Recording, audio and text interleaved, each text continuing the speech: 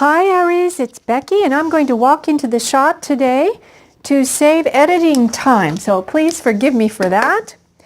Well, here we are in 2018. I'm happy to be back with you guys. Welcome to my channel. My name is Becky. If you are new to us here, please subscribe. It is very much appreciated and I am so grateful for all of you, and I hope you all are having a fabulous new year as we are in January now.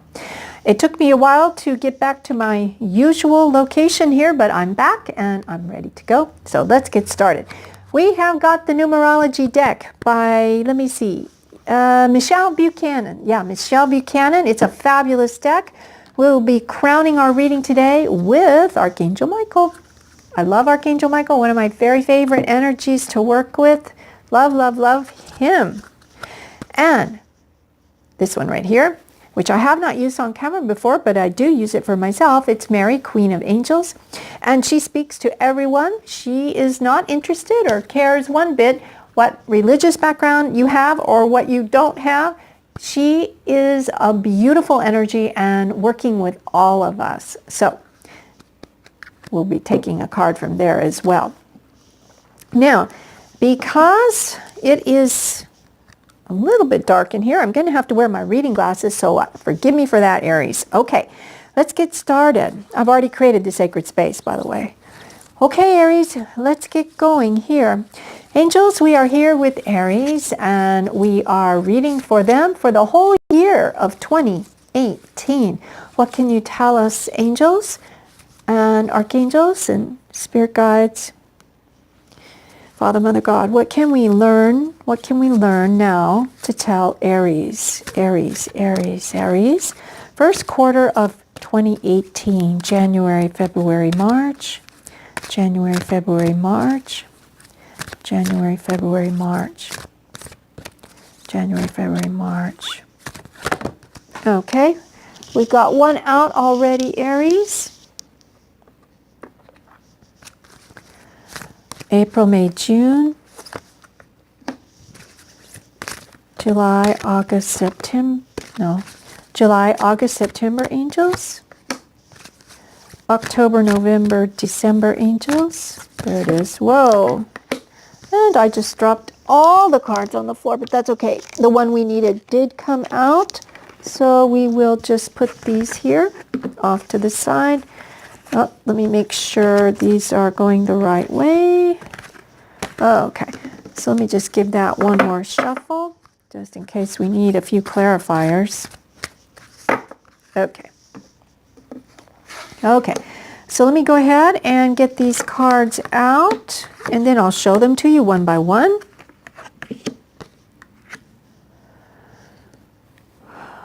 Okay. Yeah. Okay, so in the first quarter, as you can see here, Aries, we have got time out. Now, time out is a card that is number 37. 37, which if we add the 3 and the 7, it is 1. And the 1 in numerology is all about the self. Whoops, I think I just hit my microphone. It's all about the self. It also is about manifesting, but generally it is about you, about your own self. And Spirit is suggesting in the first 3 months of 2018 that you take a time out. I think you can see this. Maybe I'll go like this. That you take a time out. It will be necessary. My guess is there was a lot of commotion for most of us over the last couple of months or so in the holiday season. And now it's settling down. So there may be a bit of rest that's needed. And I just heard don't push yourself. Okay? So don't push yourself. And let's see what we can add to that. And Spirit saying music. Music may be, yes, I heard meditation. Yes, okay. So meditation is what's coming through when I drew this music card for you, Aries. Music may be the way to go to assist you with that time out space, okay? Music is definitely going to help you go within, still your mind so that you're able to hear your guides and angels guiding you, and definitely take a time out. Don't feel guilty if you need some time out.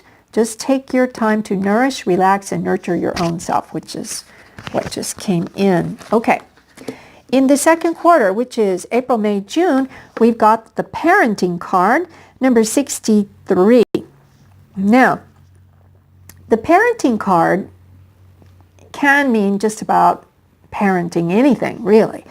Now, of course, those of you with children, in the second quarter of the year, which is April, May, June, the kids are usually wrapping up their school year, so that is definitely going to require a little bit more time commitment from you to work with them, make sure that their studies are completed and their homework assignments are done, they're ready for their final testing phase, whatever that may be, depending on what level the children are in school. But parenting can also mean just guiding others, providing guidance even to a friend, even to, someone in your family. Now, it's not necessarily always being the biological parent of the person, but it can just be, I just heard, providing a steady hand. Now, let's see if we can see what Spirit wants to add. A spiritual partnership. Number 27, we've got spiritual partnership.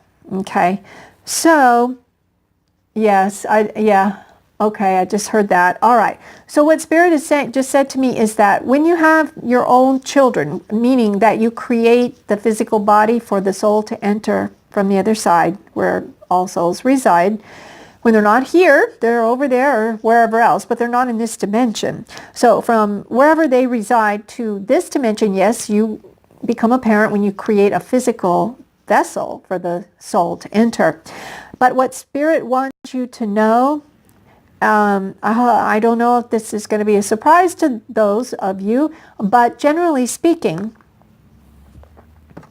Spirit wants you to know that even before you create that physical body for the soul to enter, you have already a soul contract with that particular being to come into this world via the vessel that you create.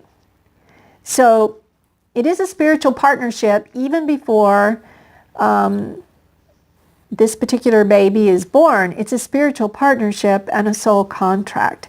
And that needs to be honored, they just said. That needs to be honored, yes, and understood, because it is a huge responsibility to be a parent, as you all know. And those of us who aren't parents of children, of human children, we're parents of pets.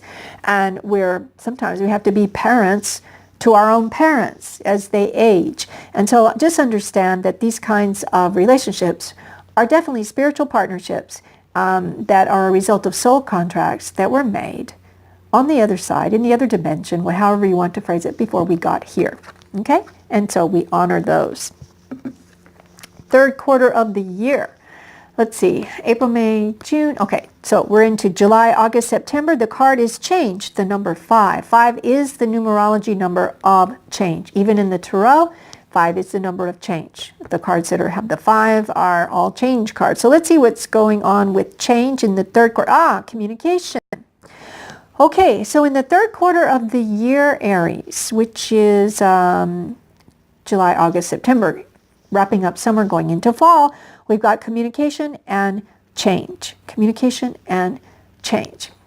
Now, it could work either way. There may be some changes coming up that require a lot of communication. Oh my God, this could be just about anything. I just heard, I don't know why this came up. It's probably for somebody out here, but stockbroker, lots of orders coming and going, buy orders, sell orders, coming into you if you buy and sell stocks for a living or make these investments for others. Something's up in the end of summer or into September even. It could be later in the year too, where there's going to be a lot of change in the markets, which will result in a lot of buy and sell orders, and execution time is critical on that in terms of executing the trade, so to speak. So just keep that in mind. I don't know, this is very specific. I don't know who it's for, but it's for someone listening to this video. For all the rest of us for whom that doesn't apply, there will be a lot of change through communication, through agreements that are made, through discussions that are had, and they're welcome changes. They're welcome changes. In the fourth quarter, which would be October, November, December, we have got the card individuality. Now, it is the double one, and one is always the card of the self. Double one, or 1111, whenever you see that on the clock, sometimes I do as well, understand that that is an instant of potential manifestation of what you're thinking about, okay? So we say the 111 or 1111 is like a portal that opens up directly to the divine, to source energy, into, you know, the field of all possibilities where things can manifest quickly. So in the last part of the year, you probably are going to have a lot of things manifesting. So make sure you focus on the things you want to manifest. Because these particular things that you decide to manifest are going to lead to a rebirth in all aspects of your life, all aspects. It just depends on each of you watching and what it is you decide to manifest. Some of you are already happily married and you'd like to manifest, you know, maybe something in the material like a new home. Maybe you'd like to manifest a new career, whatever it is. Maybe those of you who are not yet with your life partners, maybe you're trying to, you know, find out who you really are by getting in touch with you, which is this card, and then experiencing a rebirth from manifestations that occur as a result of your thoughts. And remember, thoughts are things, so what you think about, you bring about. Okay, so that is working with the quantum field and working with the laws of this universe to call forth whatever it is that you need in this lifetime, or even just want in this lifetime, using these laws. Okay, but it is definitely leading to a rebirth in 2019. Let's look at Archangel Michael and see what he says. Archangel Michael, what about Aries now? What can we say for them to crown the reading today? 2018.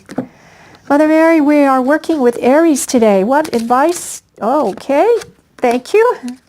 All right, let's go to Archangel Michael first, and he says, go forward fearlessly.